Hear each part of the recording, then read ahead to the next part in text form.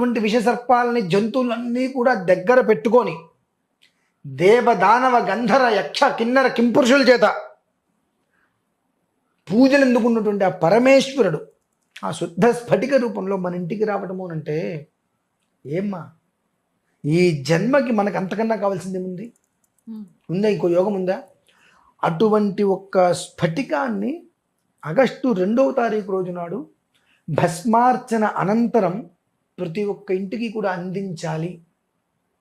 మీరు అడిగారు ప్రతిరోజు పూజ చేయకపోతే ఎట్లా అండి అని చెప్పి. హాయిగా నీళ్ళలో పెట్టి దాన్ని స్ఫటిక శివలింగాన్ని ఇవాళ ఉదయం శుభ్రంగా కడుగు, భస్మం పెట్టు, అంత పంచదార నివేదన పెట్టి, అంత పెసరపప్పు నివేదన పెట్టు, పండు నివేదన పెట్టి, ఏదో ఒకటి పెట్టేసి నమస్కారం చేసుకో.